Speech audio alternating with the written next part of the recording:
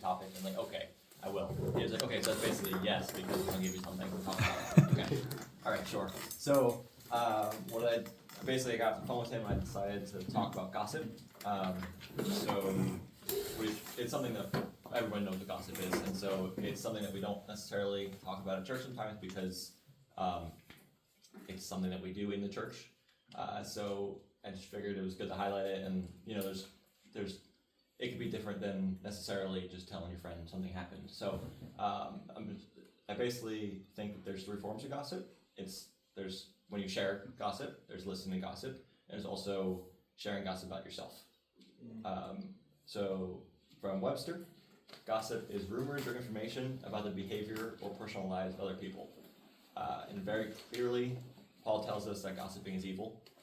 In Bible study, we've been looking at Romans, and so Paul is talking to the Romans, and he's saying that, you guys that aren't following the Lord, or you don't think that the Lord is, you like God and you have him like here, but you also have these other idols, and so you're distracted.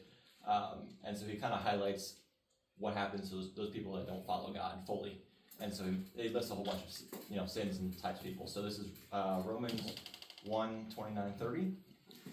They have become filled with every kind of wickedness, evil, greed, depravity. They are full of envy, murder, strife, deceit, and malice. They are gossips, slanderers, God-haters, insolent. So it's just thrown in there. So it's weighted at the same level as somebody that's a murderer or somebody that's insolent or arrogant. And so I looked up the Greek. I don't know what the Greek word is, but basically what the word is there, and it's whisperer, and it could also mean a secret slanderer. So it's basically somebody who puts down others without actually doing it to them, is doing it to other people. So, like we were saying, the first version of gossip is sharing with other people, so creating the gossip. Ephesians 4:29 is don't use foul or abusive language. Let everything you say be good and helpful, so that your words will be encouragement to those who hear them, which is not what gossip is. So we know that our words have meaning and power, and typically gossip is sharing negative information about somebody. And by sharing that, if it's something that's true, you are now almost in agreement with what's going on in their life, and like amplifying what's going on. And so when we pray for each other, we say, I'm in agreement with what you're praying for, so I can believe with you. And so we speak that in truth. And so when you're speaking that somebody is, cheating on their wife or something like that, you're doing the same thing, because our words have the same power in both positive and negative ways. And if it's a rumor and if it's not true, now you're speaking something into their life, which is in the same way could be harmful, or it is harmful. In Matthew, Jesus said, Matthew 12:36-37, I tell you, on the day of judgment, people will give account for every careless word they speak. For by your words you will be justified, and by your words you will be condemned. And taking a step back in the same chapter, Matthew, Jesus talks about the trees and how there's good fruit and bad fruit. And so you can tell a good tree by its good fruit and a bad tree by its bad fruit. And so people can kind of see that you give out good or bad fruit.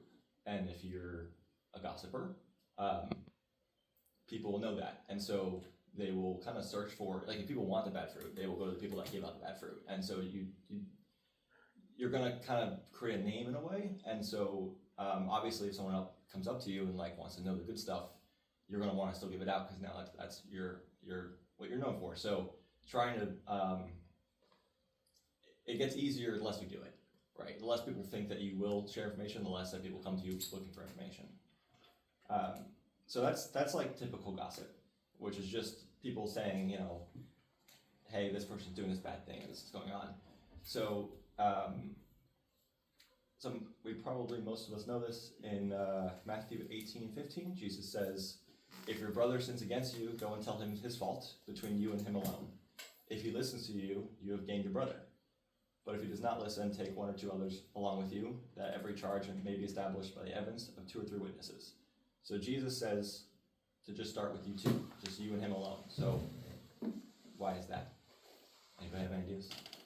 This doesn't spread the gossip.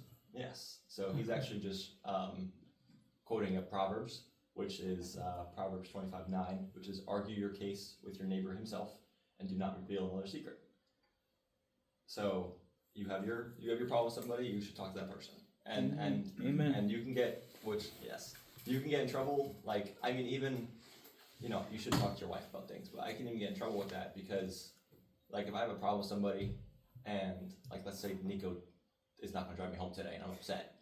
Like, if I then talk to Brian about how, like, you know, I wanna talk to Nico about this, but I don't know how to go around it and I'm kind of hurt by it, and I'm talking to Brian about that, like, we were kind of talking about this earlier. I'm seeking counsel, but now Brian is involved in this, and Brian is now seeing that Nico doesn't drive people home, and like this is happening, and I can talk to, hey, Ricardo, you know Brian, like, has he ever done this to you, like, without just talking to Nico? And so now he has this idea of, oh, maybe Nico's not gonna drive me home, and so, like, I'm sharing gossip without it being like, oh, can you believe what happened? It's more like I'm looking for counsel, Right. but that's not what the scripture says. The scripture says, talk to Nico and figure it out. And yes, and then so, I mean, then from there, you know, if Nico says, I don't want to ever drive you home, maybe I should go grab Ricardo and go with Ricardo to Nico and say, this is what's going on, can we talk this out, can we figure this out? Or we might have, you know, he might say, I'm sorry, I won't do that again, and that will just end. I won't talk to anybody else about it, 'cause I don't have to, right?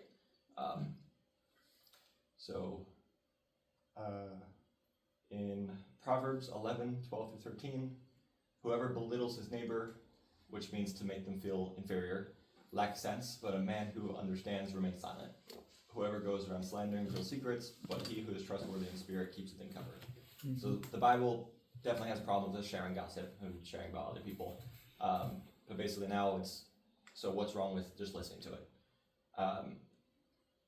So now we're looking at the side of listening to the slander or the sin of someone else. So when you hear this information, it's basically impossible to not judge them or have pride or anything like that. You're basically, now you are beginning to create a personality of a person, and there's probably many people in our lives that we didn't give time for because we had heard something about them. And so we like have a whole picture of who they are just from gossip, but we don't really maybe ever see it that way because it's someone new at the church and they said, oh, this is who they are, this is their background, but that's really, like, you're just sharing information about somebody that is not maybe beneficial. Yeah, it's like, it could be hurtful and it could put a bad light. There's obviously a conversation about, like, what do we need to know for maybe a security reason, or like, okay, do they work with the kids? There's probably information we should know, and that's what maybe we'll talk about as a group a little bit. But it's like, it's a very hard line. And then, so if you can listen to negative information about somebody and not judge them, you're probably going to judge the person who's telling you that information, which you're still judging, right? So it's much easier just to not hear anything. And part of that is your fruit and knowing, like, what you're looking for and trying to not gravitate towards that. So in John, there's the woman that's caught in adultery. So we typically see that story. Oh, I guess I could give a background, but the woman was caught in adultery, and the whole town took her out, and they were going to stone her. And Jesus says, "Whoever does not sin, throw the first stone." And so we see it as a sin thing, and Jesus saying, like, "Hey, everybody sins." But I feel like in this context, you could say, like, "Hey, whoever wants their dirty laundry out for the town to see too, you go ahead and you show it," because they basically grabbed her and showed everything that's going on in her life, and they, in a way, gossiped about her. And it's just not what, as Jesus says, don't do that. Don't, like, take, like Proverbs said, take what you have and focus on that, and don't share people's secrets. Be an honest person. So, and that's like normal gossip also. So there's other ways to listen to gossip besides a person to person. So, kind of a interesting, I guess, background about me, or something I do, is, like, if somebody famous dies, I really like Wikipedia. And so I will usually try to figure out or try to Google how they died. Like, it's really interesting to me. And, like, I was kind of writing this and talking about it with Jasmine, and I was like, that's just the same thing. Like, because why am I doing that? and there's like a part of me that's doing it because this person's famous and maybe they're like a musician and like I really want to be a musician and they were a cool drummer, and so now I'm creating like, oh, they died because they did drugs, like this is why like my life is better, and I'm judging them, and it's because I'm listening to something that's online that I really have no reason to know is how someone passed away, and so just for good measure, we'll remind ourselves how we should view others. Jesus says, "You have heard it, that it was said, you shall love your neighbor and hate your enemy. But I say to you, love your enemies and pray for those who persecute you." They're not even my enemy, they're just some guy that was in a band or was a cool scientist or anything like that. And I am sitting there hating him for his life because I have this information now to basically rank him with my life.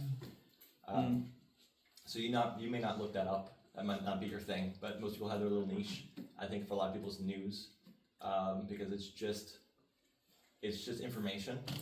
And there is like a way to, like, so I try to read business news, like kind of stock news, because it usually doesn't have a lot of politics in it. It's usually just like, this is what's happening, and then it'll throw in important world events when they're impactful. But it doesn't have like general New York City news. Well, New York City actually is usually in there because there's something going on in New York City all the time.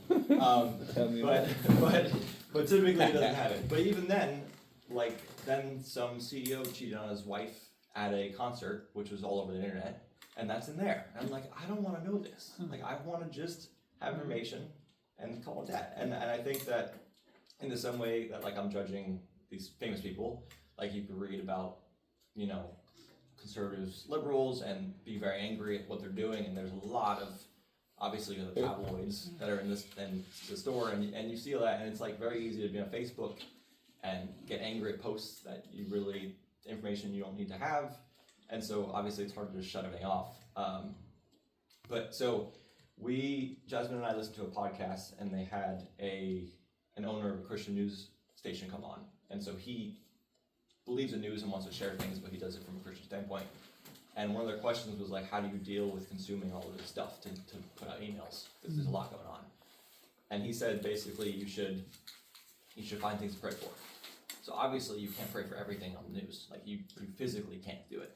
So you should pick your item, whether that's like a war, or that's maybe a country, or that's your town, or something else obscure, and research that and pay attention to that and be able to devote time to pray over it. Because you're not praying over something, it's a consumption, and it's really just to scare you and get you worked up. And the news is interesting. We know that different news channels can do different things, and there's the whole fake news thing. So it's really not always just for information for people's benefit. And kind of on the same idea of news, so people also just consume gossip because it's like you're curious. It's curious. So I was curious in how people died. I don't know why, but that's just my thing. And so some people are curious in world news and wars, and like some people, like I have a buddy that watches the live streams of the people in Ukraine, like that are fighting, because they have a lot of stuff online. You can see he found that. So there's a lot of stuff online, and like you see things that you really shouldn't see. And I think that when you allow yourself to be curious in that way, you train your flesh to see something and want to know more about it. And I think you can, all men here, I think you can open it up to looking at something that you want to know more about that's not something you should be looking at, because it's very easy on the internet to just get through a rabbit hole and you're ending somewhere. And so going back to the dead people, the people that passed away, is then it was like, as Wikipedia lets you click things and go through it, I got to like serial killers and different things, and I'm just like reading about them because they have their whole life story. I was like, of everything that's going on, and I'm like, why am I doing this? Like, because I'm hearing about like what happened to them as a child and all this stuff. I'm like, this is not. I just feel like this weird. I feel weird about it, and I don't want to be here anymore. So Proverbs 4:25 says, "Look straight ahead and fix your eyes on what lies before you," and call it there. So Yes, you should absolutely care for others, and you should be interested in their lives, and that's like an important part of being Christian. But I think there's a difference between like reaching out to people and asking them, maybe what can I pray for, like what's going on in your life that I can help you with, rather than like hearing from others. And so I think we have, like, I mean, we want to bless people, and there's also like, I know that we're starting this linked program, and part of it is kind of trying to know like what's going on in people's lives, but there is also an idea of which we'll talk about again, like that line of what is information that we should share or they want us to share, rather than information that they maybe talk to us about in private and they expect it to just be with us. Okay, so that's all terrible. So why would I want to gossip about myself? So in Acts 5, we have the story of Ananias and Sapphira. They basically, the early church is starting. My clock says 10:41 a.m., so that's just not right at all. Okay, I don't know what time it is. It's 8:30. Okay, cool. You good? So it's starting the early church, and they're all excited, and everybody's like selling things and giving to the church, and we're all growing together and all happy. And so this guy named Joseph, who the apostles call the son of encouragement, sells his big field and gives a bunch of money to the church. And so Ananias and Sapphira are a lovely couple who decide to do the same thing, but don't want to give all the money to the church. So they want to show like they're doing the good thing, and so maybe they want to be seen as a son of encouragement. They want to be seen as like a hero in the church, but they're not doing it with the right heart. So they want people to talk about themselves. They want to lift themselves up above others, which is gossip in a way, right? But it's a way of a positive gossip, but it's still like sharing information, and so they want people to be talking about them.